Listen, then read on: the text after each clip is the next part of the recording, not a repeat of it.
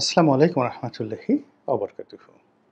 সম্মানিত দর্শক, বাংলাদেশের আলোচিত বিনোদন ব্যক্তিত্ব বা টিকটকার বা ইউটিউবার বা ফেসবুকার অথবা সিনেমার নায়ক যা কিছুই বলেন না কেন, হিরো আলম যে নামটি এটা টেকনাফ থেকে তেঁতুলিয়া পর্যন্ত মশহুর হয়ে গিয়েছে।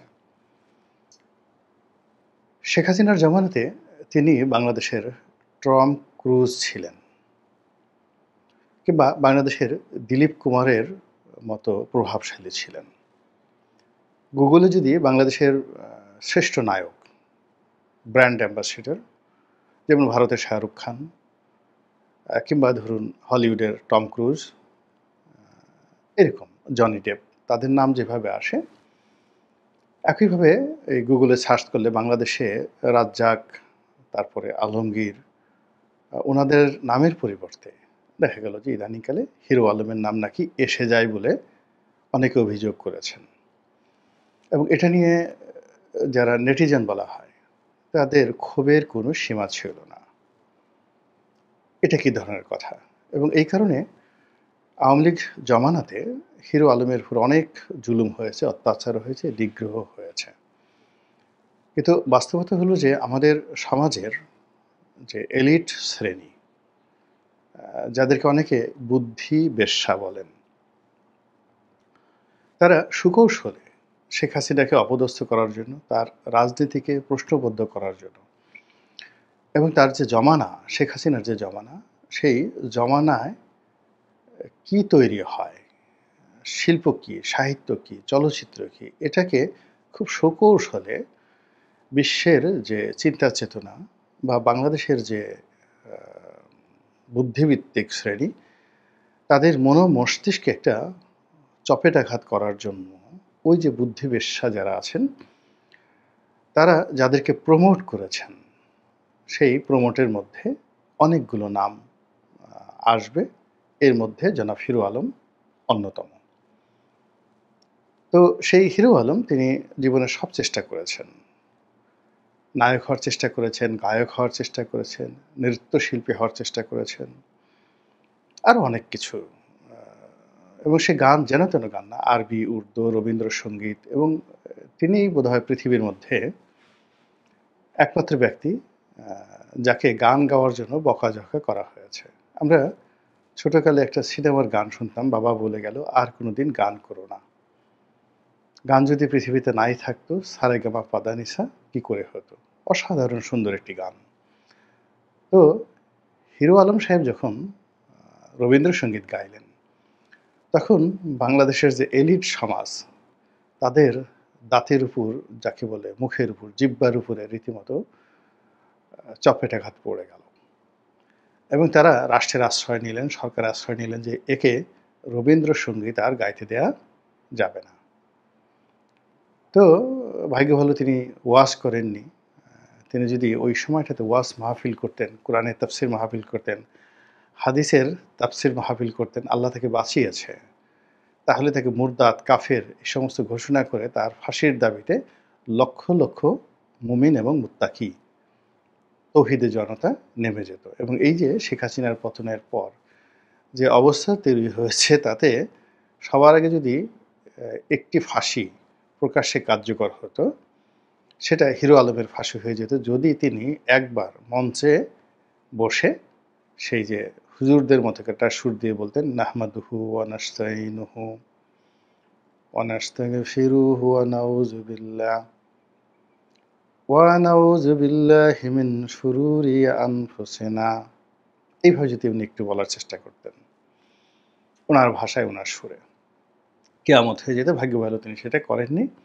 তো এনিওয়ে, সেই হিরো আলমকে আমাদের সেই যারা বুদ্ধিবেশ্যা, তারা প্রমোট করেছেন।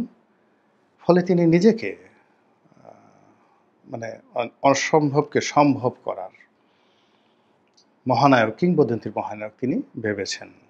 এর ফলে তিনি শেখ হাসিনার জামানাতে তার প্রতিদ্বন্দ্বী হওয়ার, এমপি হওয়ার, রাজনীতি করার যে স্বপ্ন তিনি রচনা করেছিলেন, সেই স্বপ্ন বাস্তবায়ন করার জন্য প্রাণান্ত তিনি চেষ্টা করেছেন। তিনি বগুড়াতে ইলেকশন করেছেন, সংসদ সদস্য নির্বাচন একাধিকবার। ঢাকাতে গুলশানের মতো অভিজাত এলাকা, সেখানে তিনি প্রচুর ভোট পেয়েছেন এবং সম্ভবত যদি ফ্রি ফেয়ার ইলেকশন হতো, তিনি গুলশান বনানী ক্যান্টনমেন্ট এই এলাকাতে যেটাতে আ ২০০০ মানে শেষের দিকে এটাকে বাংলাদেশের অনেক এলিট লোকদের বসবাস আ এরিয়া বলা হয় এবং এই এলাকা থেকে যিনি এমপি হন তিনি অভিজাততন্ত্রের ধারক বাহক, যেখানে শেখ হাসিনা প্রয়াত যে বাংলাদেশ চলচ্চিত্রের যে নায়ক, আ যার চলচ্চিত্রের নাম ছিল 'ফারুক', ভালো নাম ছিল আ আকবর আলী খান পাঠান। পুরনো ঢাকার একসময় খুব বড় রংবাজ ছিলেন, মুক্তিযোদ্ধা ছিলেন, রাগী, তেজি, মাস্তান ছিলেন। কিন্তু চলচ্চিত্রে এসে তিনি মিয়া ভাই উপাধি পেয়েছিলেন, অসম্ভব জনপ্রিয়তা লাভ করেছিলেন। তো তাকে গুলশান বনানীর সংসদ সদস্য করা হয়েছিল এবং তার মৃত্যুর পর যখন উপনির্বাচন হলো, সেখানে আ জনাব হিরো আলম দাঁড়ালেন।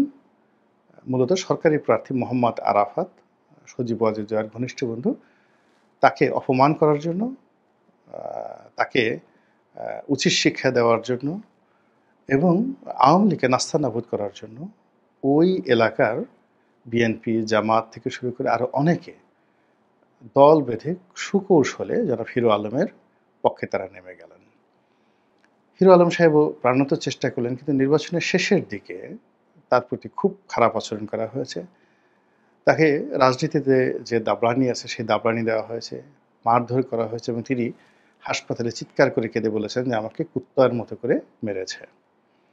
এরপর যা হোক অনেকদিন তিনি চুপচাপ ছিলেন এবং তিনি পরবর্তীতে বলেছেন যে তিনি আর বিয়ে করবেন না, আর কখনো রাজনীতি করবেন না। এ ধরনের কথাবার্তা তিনি বলেছেন। এবং ইদানিং তার আয় রোজগারও ভালো না। এর কারণ হলো তার যে ফেসবুক পেজ বা ইউটিউব চ্যানেলগুলো ছিল, এগুলো যারা হ্যাকার তারা বিভিন্নভাবে হ্যাক করে ফেলেছে। এর কারণ হলো ওই যে বললাম যে তার উপস্থিতি অনেকে সেটা পছন্দ করতে পারেনি। তো সেই হিরো আলম আবার ঘুরে দাঁড়িয়েছেন। মধ্যে তিনি বিষ খেয়েছিলেন তার স্ত্রীর প্রতি অভিমান করে। তো সেই স্ত্রী আবার তাকে আদর যত্ন করে তাকে সে বগুড়া থেকে নিয়ে এসেছে। অবাক করা ঘটনা। এরকম ঘটে না সাধারণত। তিনি ১ম স্ত্রীর কাছে ছিলেন। তার ২য় স্ত্রী বা ৩য় স্ত্রী আ যার প্রতি তার অভিমান ছিল, এটা নিয়ে অনেক ঘটনা ঘটেছে। এরপরে তিনি সেই স্ত্রীর আদর যত্নে ঘুরে দাঁড়িয়েছেন। ঘুরে দাঁড়ানোর পরে ইদানিং সেই যে আমাদের মিডিয়া, সোশ্যাল মিডিয়া এবং মূলধারার গণমাধ্যম এবং ইলেকট্রনিক এবং প্রিন্ট মাধ্যম তাকে আবার সেই রাজনীতির ময়দানে ঠেলে দিয়েছে। তিনি এবার আর যেনতেন নির্বাচন করবেন না। তিনি এবার একেবারে সরাসরি ঢাকা দক্ষিণ সিটির মেয়র পদে নির্বাচন করবেন ঘোষণা দিয়েছেন এবং বিএনপি নেতা, বিএনপির তারুণ্যের প্রতীক এবং বিএনপির পাওয়ার হাউজের অন্যতম বাতিঘর জনাব এশরাক সাদেক হোসেন খোকা, বীর মুক্তিযোদ্ধা, তার সন্তান এবং এই যে বিএনপির পাওয়ার হাউস মানে তারুণ্যকে কেন্দ্র করে যে স্বপ্ন দেখে বিএনপি, সেই স্বপ্নের সবচেয়ে মহানায়ক এই মুহূর্তে বাংলাদেশে জনাব এশরাক। তারেক রহমান সাহেবের খুবই ঘনিষ্ঠজন, পরিবারের আপনজন, তারপর বিএনপির মধ্যে সবচেয়ে আদরণীয় মাই বয়, এরকম একটা ইমেজ এবং তার যে দুর্বার গতি, সেই দুর্বার গতিটি তিনি আগামীতে যে মেয়র নির্বাচন হবে দক্ষিণ সিটি কর্পোরেশনে, সেখানে তিনি প্রদর্শন করবেন এবং সেখানে বাংলাদেশের বিএনপির যে শক্তি রয়েছে, সেই শক্তির বিমূর্ত প্রতীক হিসাবে সমস্ত দৃষ্টি আ জনাব এশরাকের উপর থাকবে। এখন জনাব হিরো আলম সেই এশরাকের বিরুদ্ধে নির্বাচন করবেন। এখানে এশরাক মিনস বিএনপি। এখানে এশরাক মিনস অর্থ তারেক রহমান। এখানে এশরাক মিন বিএনপি পরিবার, তারেক জিয়ার পরিবার, বেগম জিয়ার পরিবার। ঠিক ঐরকমই তাদের মধ্যে একটা অ্যাডাপশন এবং ওইরকম একটা সম্পর্ক। তো সেই এশরাককে যদি এই ঢাকা শহরে প্রতিযোগিতা করতে হয়, তার সঙ্গে যদি প্রতিদ্বন্দ্বিতা করতে হয়, তাহলে ওইরকম যোগ্য প্রার্থী লাগবে। আওয়ামী লীগের প্রার্থী সাবের হোসেন চৌধুরীর মতো প্রার্থী যদি এখানে দাঁড়ায়, সেখানে একটা সুন্দর প্রতিযোগিতা হতে পারে বা হতে পারত। বা সাবের হোসেন চৌধুরী মূলত আসলে তার বাবার অর্থাৎ এরশাকের বাবার জন্য উপযুক্ত ছিলেন। তো এক্ষেত্রে ধরেন সাবেক মেয়র যারা ছিলেন ফজলে নূর তাপস বা সাঈদ খোকন, মানে উনাদের সঙ্গে আসলে প্রতিযোগিতাটা জমতো। মানে এটা দৃশ্যমান হতো যে না এখানে একটা প্রতিযোগিতা হচ্ছে। এখন সামনে যে নির্বাচন হবে সেই নির্বাচনে তো আওয়ামী লীগের কেউ আসবে না। সেক্ষেত্রে সঙ্গতের কারণে বিএনপির প্রতিদ্বন্দ্বী হিসেবে জামাতের প্রার্থী এখানে দক্ষিণে কে হবেন? সে কে হবেন? এটা এখনো জামাত ডিক্লেয়ার করেননি। তারপরে চরমোনাইও ডিক্লেয়ার করেনি। অন্য কোনো যারা রাজনৈতিক দল আর আছে এনসিপি তারাও ডিক্লেয়ার করেননি। এনসিপি হয়তো এখানে ইচ্ছা করলে তাদের যেকোনো প্রার্থী দিতে পারে। তাদের মধ্যে নাসির উদ্দিন পাটোয়ারি রয়েছে, অনেকে আছে। কিন্তু তাদেরকে লাইমলাইটে না এনে এখানে এরশাদ ভার্সেস মানে হিরো আলমকে লাইমলাইটে আনা হয়েছে। এই ছবি যতবার পত্রিকায় আসছে ততবারই এরশাদের উপর একটা মানসিক চাপ তৈরি হচ্ছে। যেভাবে অতীতে মোহাম্মদ আরাফাতের উপর চাপ তৈরি হয়েছিল এবং শেষের দিকে দেখা গেল যে হিরো আলম সাহেবের কথাবার্তায় মোহাম্মদ আরাফাত তিনি ধৈর্য রাখতে পারেননি এবং ২-৩ দফাতে তাকে মানে আরাফাত সাহেবের যারা লোকজন আছে হিরো আলমকে লাঞ্ছিত করেছেন, অপমানিত করেছেন এবং তার উপর শারীরিক নির্যাতন চালিয়েছেন। এবং এখানেও হিরো আলম যতবার বলছেন ততই এরশাদ সাহেবের উপর একটা মানসিক চাপ আসছে। আ তারেক রহমান সাহেবের উপর একটা প্রচ্ছন্ন চাপ আসছে, এটা বিব্রতকর। মানে এখানে এরশাদকে কোনো কিছু করা মানেই বিএনপি এবং তারেক রহমান সাহেব জিয়া পরিবার কে হিরো আলমের মুখোমুখি করে দেওয়া যে কাজটি মূলত এই এলিট সোসাইটি, তথাকথিত এলিট সোসাইটি তারা বুদ্ধিবৃত্তিকভাবে শেখ হাসিনার বিরুদ্ধে দাঁড়িয়ে দিয়েছে, মানে দাঁড় করিয়ে দিয়েছিল। এবং তখন যদি তারা সুযোগ থাকতো হিরো আলম সাহেবকে তারা জয়ের কাউন্টার বা পুতুলের কাউন্টার হিসেবেও তারা দাঁড় করিয়ে দিত, যে কাজটি এখন আবার তারা শুরু করেছে জিয়া পরিবারের বিরুদ্ধে, তারেক রহমানের বিরুদ্ধে, বিএনপির বিরুদ্ধে। ইট মিনস যে কি হচ্ছে আপনারা সব কথা বলা যাবে না, বলা উচিত হবে না। কিন্তু এই যে আমাদের যে বুদ্ধি বেশ্যা যারা আছেন তাদের আকার ইঙ্গিত অঙ্গভঙ্গি, তাদের চিন্তা যেটা হয়তো ১০ বছর পরে বাস্তবায়ন হবে, কিন্তু ১০ বছর আগের থেকে তারা যে সকল কর্মকাণ্ড করে তার মধ্যে আপনি বুঝতে পারবেন যে দেশ কোথায় যাচ্ছে। ডক্টর মোহাম্মদ ইউনূস ক্ষমতায় আসবেন বা আগামীতে রাষ্ট্র ক্ষমতায় আসতে পারেন, এই কথা আমি আমার মতো ক্ষুদ্র মানুষ আমি সেই ২০১৪ সনে বহুবার বলেছি, টেলিভিশনে বলেছি, লিখেছি, এমনকি তৎকালীন প্রধানমন্ত্রী শেখ হাসিনাকেও পার্সোনালি বলেছি। এর কারণ হলো তার পিছনে এরকম বুদ্ধিবৃত্তিক একটা কাজ হচ্ছিল। এনজিওরা কাজ করছিল এবং সেই গত ১০ বছরের প্ল্যান্টেশনে এই অবস্থা হয়ে যায়। হিরো আলমকে যখন দাঁড় করানো হলো আওয়ামী লীগের বিরুদ্ধে, আমি তখনই বলেছিলাম যে আওয়ামী লীগের রাজনীতি শেষ। মানে আপনার একটা হাতি আ তার সাথে যুদ্ধ করার জন্য যখন সমাজের সমস্ত মানুষ হাতি নয় এমন কাউকে এনে সামনে দাঁড় করায় এবং হাতিকে বাধ্য করে you fight with that element. তখন আ হাতি নিরুপায় হয়ে যখন তার সাথে লড়াই করে সংগ্রাম করে হাতি ওখানেই যুদ্ধের আগেই হাতি কিন্তু শেষ হয়ে যায়। তো এখন বিএনপির যে প্রতিদ্বন্দ্বী এটা বাংলাদেশে একমাত্র আওয়ামী লীগ। তো তাদের এই যে একটা ইগো, এই ইগোর কারণে তারা রাজনীতিতে অন্যান্য ছোট রাজনৈতিক দলদেরকে একেবারেই তারা পাত্তা দিচ্ছিল না।